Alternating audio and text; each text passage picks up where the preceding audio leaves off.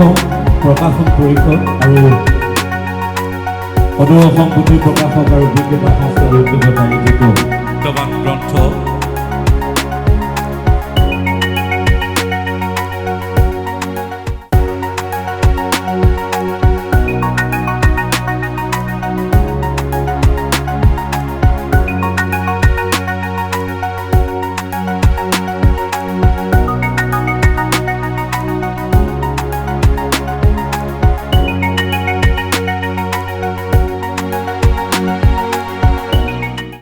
অসম গ্ৰন্থমেলা গুৱাহাটী অসম প্ৰকাশন পৰিষদৰ মাননীয় সচিব প্ৰধান প্ৰমোদ কলিতা ডাঙৰীয়া আৰু তেখেতৰ সতীৰ্থসকল আৰু এই গ্ৰন্থমেলাত অংশগ্ৰহণ কৰা পৰম শ্ৰদ্ধাৰ ৰাইজ, বিশেষকৈ আজি অনুষ্ঠানত মোক উদ্যোক্তাসকলে জনাইছে ইয়াত ছাত্ৰ ছাত্ৰীসকলে অংশগ্ৰহণ কৰিছে। মোৰ মৰমৰ ছাত্ৰ ছাত্ৰীসকল আৰু তেখেতসকলৰ অভিভাৱক, মাতৃ পিতৃসকল আৰু শিক্ষাগুৰুসকল, মই অত্যন্ত আনন্দিত যে ছাত্ৰ ছাত্ৰীসকলে এই অনুষ্ঠানত অংশগ্ৰহণ কৰিছে। আমাৰ দেশৰ ভৱিষ্যত প্ৰজন্মই যদি সাহিত্য ৰচনা কৰাৰ দায়িত্ব গ্ৰহণ কৰে, গ্ৰন্থ প্ৰকাশ কৰে আৰু এখন শক্তিশালী পঢ়ুৱৈ সমাজ নিৰ্মাণ কৰে, তেতিয়াহ'লে আমি নিশ্চিতভাৱে পৃথিৱীৰ ভিতৰতে আটাইতকৈ শক্তিশালী সমাজ হিচাপে পৰিগণিত হ'ম। গ্ৰন্থমেলা হৈছে গ্ৰন্থৰ তীৰ্থভূমি। আমি কিতাপ পঢ়াৰ যিটো অভ্যাস, আমি ল'ৰালি কালতেই পঢ়াশলীয়া যিটো শিক্ষা, আজি যিটো LP স্কুল পৰ্যায়ত বা নাৰ্চাৰী, KG বিভিন্ন স্তৰত আমি অধ্যয়ন আৰম্ভ কৰোঁ, কিতাপৰ সান্নিধ্য লাভ কৰোঁ। তাৰ পাছত আমাৰ যাত্ৰা আৰম্ভ হয় আৰু কিতাপ পঢ়িয়ে আমি শক্তিশালী হওঁ। গতিকে অধ্যয়নৰ অবিহনে পৃথিৱীখনক আৱিষ্কাৰ কৰাটো অসম্ভৱ। আমি মানৱ সভ্যতা উৎপত্তি হোৱাৰ দিনৰ পৰা এতিয়ালৈকে মানৱ সমাজে যি যাত্ৰা সম্পূৰ্ণ কৰিছে, এই যাত্ৰাৰ সময়ছোৱাত বিভিন্ন কৰ্মক্ষেত্ৰত বিভিন্নগৰাকী সাধকে কেনেধৰণে নিজৰ পাৰদৰ্শিতা দেখাবলৈ সক্ষম হৈছিল আৰু বিভিন্ন সময়ত মানৱ সমাজে সন্মুখীন হোৱা প্ৰত্যাহ্বানৰ যোগ্য প্ৰত্যুত্তৰ দি নিজৰ শ্ৰেষ্ঠতা প্ৰদৰ্শন কৰিছিল। গতিকে বুদ্ধিমত্তা, জ্ঞান, এই সকলোবিলাক সম্ভৱ তেতিয়াহে হ'ব যেতিয়া আমি অধ্যয়নত মগ্ন হ'ম। গতিকে গ্ৰন্থমেলাৰ মূল উদ্দেশ্যটো হৈছে এইটো যে আমি এই গ্ৰন্থমেলাত, বুক ফেয়াৰত আমি পঢ়ুৱৈ সৃষ্টি কৰাৰ বাবে এটা মহৎ প্ৰয়াস। এই কথাটো আমি সকলোৱে গভীৰভাৱে উপলব্ধি কৰিব লাগিব। হয়, এতিয়া প্ৰযুক্তিৰ যুগ, বিজ্ঞান আৰু প্ৰযুক্তিয়ে বহু কথা আমাক সহজ কৰি তুলিছে, বহু কথাত। আজি কিবা এটা প্ৰশ্নৰ যদি উত্তৰ বিচৰা যায়, তেতিয়াহ'লে এজন বন্ধুৱে আন এজন বন্ধুক কয় গুগলৰ সহায় লোৱা, প্ৰযুক্তিৰ সহায় লোৱা, AI সহায় লোৱা, মেচিন লাৰ্ণিং, ৰবটিক, নানা ধৰণৰ এটা প্ৰযুক্তিয়ে মানৱ সমাজত প্ৰভাৱ বিস্তাৰ কৰিছে। গতিকে এই কিতাপখন যদি পঢ়িব লগা হয়, আপোনাৰ ধৈৰ্য শক্তি লাগিব আৰু আপুনি প্ৰতিটো শব্দ বাক্য বুজিও পাব লাগিব। ইয়াত যথেষ্ট পৰিশ্ৰম আছে। It is not a success through shortcut. There is no shortcut to success. আপুনি চমু পথেৰে জীৱনত এনে সফলতা অৰ্জন কৰিব নোৱাৰে যি সফলতাৰ স্থায়িত্ব সম্ভৱ হ'ব। Sustainability of success, sustainability of credibility, এইবিলাক কেতিয়া সম্ভৱ হ'ব?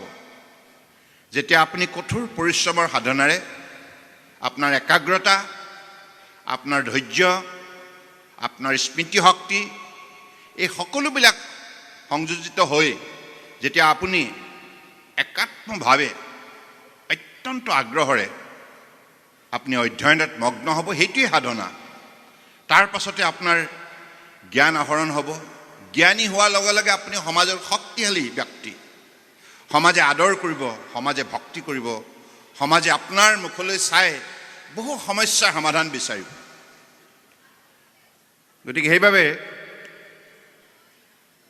আজি মোক প্ৰমিত কলিতা ডাঙৰীয়াক মই ধন্যবাদ জনাব বিচাৰিছোঁ। এই অসম প্ৰকাশন পৰিষদ মাজতে যথেষ্ট প্ৰত্যাহ্বানৰ সন্মুখীন হৈছে।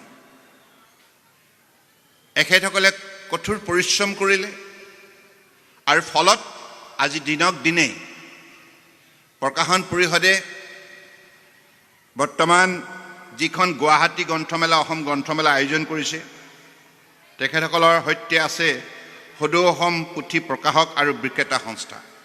মিলিত প্ৰচেষ্টাৰে আজি এইটো এটা সুন্দৰ ইয়াত বাতাবৰণ সৃষ্টি কৰিছে আৰু জনসাধাৰণৰ সঁহাৰিও অত্যন্ত উৎসাহজনক।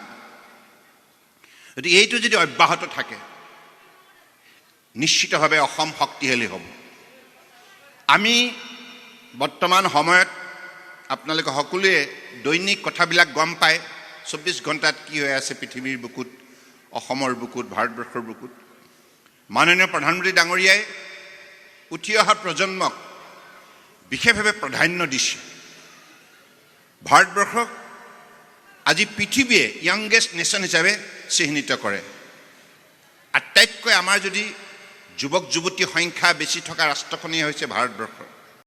আৰু য'ত যুৱক যুৱতী আছে তাতেই মহাশক্তি বিৰাজমান। কেৱল তেখেতসকলৰ ব্যক্তিত্ব থকা দক্ষতা, যোগ্যতা, দৃঢ়তা, একাগ্ৰতা, শৃংখলাবদ্ধতা, এই সকলোবিলাক শক্তিক আমি উজ্জীৱিত কৰি তুলিব লাগিব। ইয়াৰ বাবে অধ্যয়নৰ লগে লগে যোগ অভ্যাস আৰু আমাৰ সাংস্কৃতিক চিন্তা চৰ্চা, কাৰ্যক্ৰমণিকা, আধ্যাত্মিকভাৱে আমি জ্ঞান আহৰণ কৰা, এই সকলোবিলাক যেতিয়া সংযোজিত হ'ব তেতিয়া নিশ্চিতভাৱে মহাশক্তি উৎপন্ন হ'ব। গতিকে সেই শক্তিশালী ৰাষ্ট্ৰ নিৰ্মাণ প্ৰক্ৰিয়াত মাননীয় প্ৰধানমন্ত্ৰী ডাঙৰীয়াই এতিয়া দৃঢ়তাৰে সন্মুখৰ পৰা নেতৃত্ব দিছে আৰু উঠি অহা প্ৰজন্মক সকলো ধৰণৰ আন্তঃগাঁথনি সা সুবিধা প্ৰদান কৰাৰ প্ৰয়াস কৰিছে।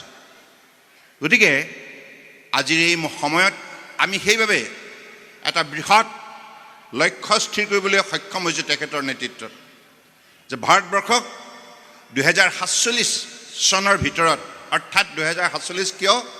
এইবাবেই যে 2047 লগে লগে ভাৰতবৰ্ষৰ স্বাধীনতা লাভ কৰা 100 বছৰ সম্পূৰ্ণ হ'ব। 100 বছৰ যেতিয়া সম্পূৰ্ণ হ'ব তেতিয়া আমি উল্লাস, উৎসাহ, উদ্দীপনা, চৌদিশে উৎসৱমুখৰ বাতাবৰণ সৃষ্টি হ'ব।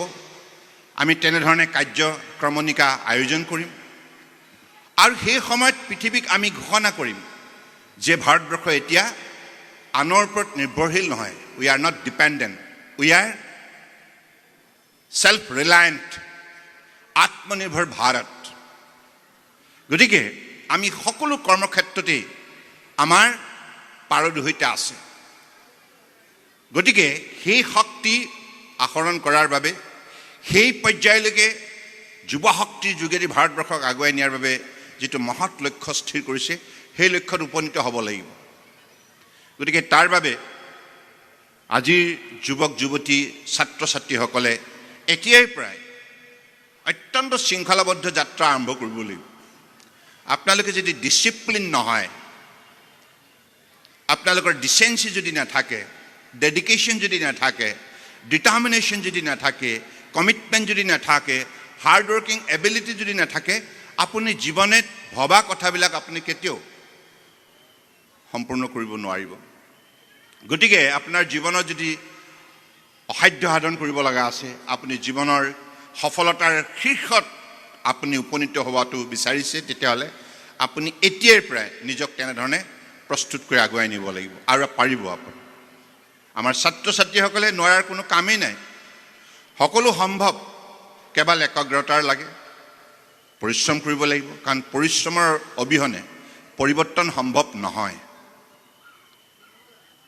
পৰিশ্ৰমৰ অবিহনে পৰিৱৰ্তন সম্ভৱ নহয়। কঠোৰ পৰিশ্ৰমৰ যোগেদিহে আপুনি জীৱনৰ বাটত পৰিৱৰ্তন সম্ভৱ কৰি তুলিব পাৰিব। গতিকে মই আশা ৰাখিছোঁ যে এই অধ্যয়নৰ যিটো বাতাবৰণ সমগ্ৰ অসমতে প্ৰকাশন পৰিষদে গঢ় দিয়াৰ বাবে যিখিনি প্ৰয়াস কৰিছে, তেখেতসকলে আৰু এটা ভাল কাৰ্যসূচী হাতত লৈছে। এতিয়ালৈকে অসমৰ বিভিন্ন প্ৰান্তত এনেধৰণে গ্ৰন্থমেলা আয়োজন কৰিছে। কিমানটা স্থানত? 7খন চহৰত ইতিমধ্যে আয়োজন সম্পূৰ্ণ হ'ল। ডিব্ৰুগড়, লখিমপুৰ, শিলচৰ আৰু তেনেধৰণে বঙাইগাঁও, নলবাৰী, এনেদৰে বিভিন্ন চহৰত খুব সুন্দৰ এটি যাত্ৰা আৰম্ভ কৰিছে। গতিকে আমি সকলো ইয়াত যিমান সংখ্যক উপস্থিত আছোঁ, আমি সকলোৱে এই কথাটো মনত ৰাখিব লাগিব যে পৃথিৱীৰ ইউৰোপত আজিৰ তাৰিখত আমি সকলোৱে জানো পৃথিৱীৰ আটাইতকৈ ডাঙৰ গ্ৰন্থমেলা ক'ত হয়? জাৰ্মানীৰ ফ্ৰেংকফাৰ্টত হয়। 500 বছৰ আগতেই এই কাৰ্যসূচী তেওঁলোকে আৰম্ভ কৰিলে। সেইকাৰণে জাৰ্মানী বহু ক্ষেত্ৰত বহু ৰাষ্ট্ৰৰ তুলনাত বহুত আগবাঢ়ি গুচি গ'ল, উন্নত শক্তিশালী ৰাষ্ট্ৰ হিচাপে পৰিগণিত হ'ল। গতিকে বুদ্ধিমত্তাৰ অবিহনে, জ্ঞানৰ অবিহনে কেতিয়াও এটা জাতিয়ে নিজক প্ৰতিষ্ঠা কৰিব নোৱাৰে। আৰু জ্ঞান আহৰণ কৰিব লগা হ'লে আপুনি অধ্যয়ন কৰিবই লাগিব, গৱেষণাত মগ্ন হ'বই লাগিব, সাধনাত মগ্ন হ'বই লাগিব। To discover the world, to discover the universe, you will have to put your best possible effort in the sector of research and study. গতিকে মোৰ দৃঢ় বিশ্বাস যে অসমৰ ছাত্ৰ ছাত্ৰীসকলৰ বহুত প্ৰতিভা আছে। বৰাক ব্ৰহ্মপুত্ৰ পাহাৰ ভৈয়ামৰ এখন সুন্দৰ সমাজ, ইমান সুন্দৰ জৈৱ বৈচিত্ৰৰ মহাশক্তিশালী ভাৰতবৰ্ষৰ বুকুত এই অঞ্চল, কিমানখিনি আমাৰ সম্পদ আছে, বনজ সম্পদ, জল সম্পদ, মানৱ সম্পদ, সাংস্কৃতিক সম্পদ, আধ্যাত্মিক সম্পদ, সকলো সম্পদৰে পৰিপুষ্ট এইখন অসম। আৰু মহাপুৰুষসকলৰ অমৃতবাণী বিৰাজমান, তেখেতসকলৰ অমৰ সৃষ্টি আৰু আমাৰ শিল্পীসকলৰ যিখিনি প্ৰবাদ পুৰুষে আমাক ভৱিষ্যতৰ বাবে সম্পদ দি গৈছে, সেই সম্পদৰাজিক যদি আমি সৎব্যৱহাৰ কৰিব পাৰোঁ, তে নিশ্চিতভাৱে আমি ৰূপকোঁৱৰ জ্যোতিপ্ৰসাদ আগৰৱালাদেৱে কোৱাৰ দৰে বিশ্ববিজয়ী নজোৱান, আমি বিশ্বজয় কৰিব পাৰিম। এই আত্মবিশ্বাসে আমি আগুৱাই যাব লাগিব। মোক আজি যিটো দায়িত্ব দিছিল অসম প্ৰকাশন পৰিষদে স্মৃতিগ্ৰন্থ উন্মোচন কৰা, আপোনালোকৰ উপস্থিতিত আপোনালোকৰ আশীষ লৈ মই স্মৃতিগ্ৰন্থ শুভ উন্মোচন কৰিলোঁ। এই গ্ৰন্থখনৰ মুখ্য সম্পাদক আছে মিহিৰ দেউৰী ডাঙৰীয়া, সম্পাদকদ্বয় দেৱজিৎ বৰা, গৌতম বৰ্মন, আৰু ইয়াত অসমৰ মাননীয় মুখ্যমন্ত্ৰী ডাঙৰীয়াৰ শুভেচ্ছা বাণী আছে, আৰু ৰণোজ পেগু ডাঙৰীয়াও আছে, আৰু ইয়াত মহান ব্যক্তিসকলৰ প্ৰতি শ্ৰদ্ধাঞ্জলি দিয়া হৈছে। এনেধৰণে সুন্দৰভাৱে এই স্মৃতি গ্ৰন্থখনি প্ৰস্তুত কৰি উলিয়াইছে। মই তেখেতসকলক ধন্যবাদ জনাইছোঁ। আৰু পুনৰবাৰ আমাৰ ছাত্ৰ ছাত্ৰীসকলক আহ্বান জনাইছোঁ যে মাতৃ পিতৃৰ কথা গুৰুত্ব দিব লাগে দেই, জ্যেষ্ঠসকলৰ কথাবিলাক গুৰুত্ব দিব লাগে। আৰু সময়টো মানুহৰ জীৱনৰ আটাইতকৈ মূল্যৱান কথাটো হৈছে সময়। দিনটো 24 ঘণ্টা থাকে, 24 ঘণ্টাক আমি প্ৰতিটো সময় প্ৰতিটো মুহূৰ্ত কেনেধৰণে সদ্ব্যৱহাৰ কৰিম তাৰ বাবে বিজ্ঞানসন্মত চিন্তা চৰ্চাৰ প্ৰয়োজন আৰু সেইকাৰণে এই সকলোবিলাক শৃংখলাবদ্ধভাৱে যদি আপুনি ইয়াক সদ্ব্যৱহাৰ কৰিব পাৰে আপুনি সফল হ'বই কিন্তু সময় যদি মিছইউজ কৰে তেতিয়াহ'লে আপুনি বহুত পিছ পৰি যাব সেইকাৰণে কৈছে ভগৱানে মই সময় হওঁ গতিকে আপুনি যদি সময় সদ্ব্যৱহাৰ কৰে আপুনি সফল হ'ব পাকৈত হ'ব আৰু জীৱনৰ সৰ্বোচ্চ শক্তি আপুনি সফলতাৰে সমাজত প্ৰদৰ্শন কৰিবলৈ সক্ষম হ'ব এইখিনি কথাকে কৈ মই আজি এই সভাত উপস্থিত আপোনালোক সকলোলৈ পুনৰবাৰ ইংৰাজী নৱবৰ্ষৰ আন্তৰিক শুভেচ্ছা জ্ঞাপন কৰিছোঁ ঈশ্বৰৰ ওচৰত প্ৰাৰ্থনা জনাইছোঁ আপোনালোক সুস্থ হৈ থাকক সবল হৈ থাকক শক্তিশালী হৈ থাকক সজীৱ হৈ থাকক সুন্দৰ হৈ থাকক মই ঠিকে ক'লোনে আকৌ কৈছোঁ দেহা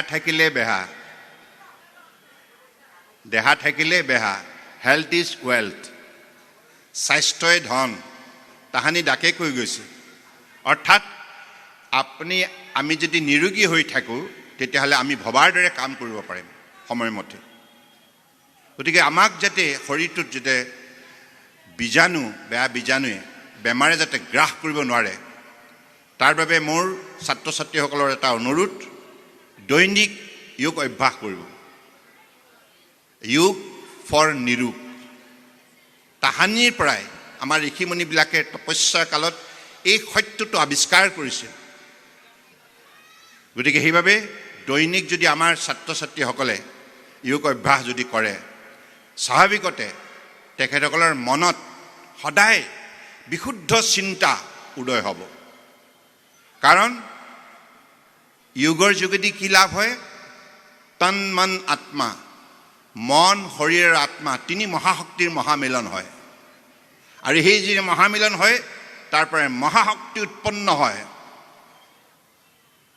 সকলো সময়তে আপুনি সতেজ হৈ থাকিব আপোনাৰ যোগাত্মক চিন্তাধাৰাই সমাজখনক পোহৰ দিব আৰু জীৱনৰ প্ৰতিটো মুহূৰ্তৰ সৈতে আপুনি যিকোনো প্ৰত্যাহ্বান যিকোনো সমস্যাৰ লগত মোকাবিলা কৰিবৰ বাবে আপোনাৰ সহিষ্ণুতা থাকিব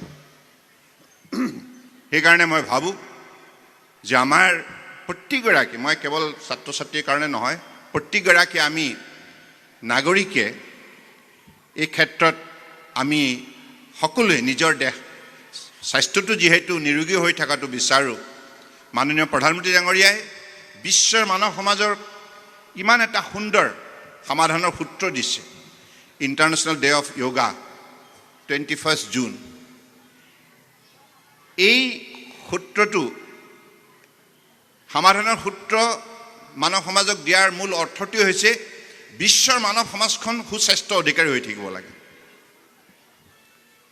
গতিকে সেইবাবে আমি কোভিড-19 পেণ্ডেমিকৰ সময়ত এই মহামাৰীৰ সময়ত যিটো দুৰ্যোগৰ সন্মুখীন হৈছিলোঁ ইয়াৰ পৰা হাজাৰ হাজাৰ লক্ষ লক্ষ লোকে যোগ অভ্যাসৰ যোগেদি পৰিত্ৰাণ পাইছে সেইকাৰণে মই ভাবোঁ যে আমাৰ উঠি অহা প্ৰজন্মই বিশেষকৈ স্বাস্থ্যটো সুৰক্ষিত কৰি ৰাখিব লাগিব প্ৰতিগৰাকী নাগৰিককে সুৰক্ষিত কৰি ৰাখিব লাগিব গতিকে সেইকাৰণে মোৰ শুভকামনা এনেধৰণে মই দিছোঁ ভগৱানৰ ওচৰত প্ৰাৰ্থনা জনাইছোঁ আপোনালোক সুস্বাস্থ্য অধিকাৰী হৈ থাকক নিৰোগী হৈ থাকক শক্তিশালী হৈ থাকক সজীৱ হৈ থাকক সুন্দৰ হৈ থাকক ধন্যবাদ জয় আই অসম ভাৰত মাতা কি জয়